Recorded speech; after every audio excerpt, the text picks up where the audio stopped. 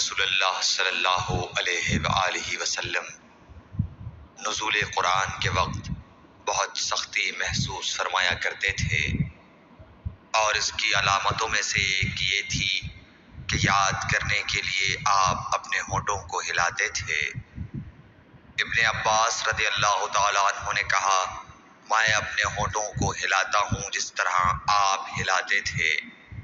سعید کہتے ہیں، میں بھی اپنے ہونٹ ہلاتا ہوں جس طرح ابن عباس رضی اللہ تعالیٰ عنہ کو میں نے ہلاتے دیکھا۔ پھر انہوں نے اپنے ہونٹ ہلائے۔ ابن عباس رضی اللہ تعالیٰ عنہ نے کہا، پھر یہ آیت اتری کہ اے محمد، قرآن کو جلد جلد یاد کرنے کے لیے اپنی زبان نہ ہلاؤ، اس کا جمع کر دینا اور پڑھا دینا ہمارا ذمہ ہے۔ حضرت ابن عباس رضی اللہ تعالیٰ عنہ کہتے ہیں، یعنی قرآن آپ صلی اللہ علیہ وآلہ وسلم کے دل میں جمع دینا اور پڑھا دینا ہمارے ذمہ ہے۔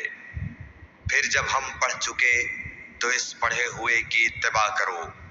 ابن عباس رضی اللہ تعالیٰ عنہ فرماتے ہیں، اس کا مطلب یہ ہے آپ اس کو خاموشی کے ساتھ سنتے رہو، اس کے بعد مطلب سمجھا دینا ہمارے ذمہ ہے۔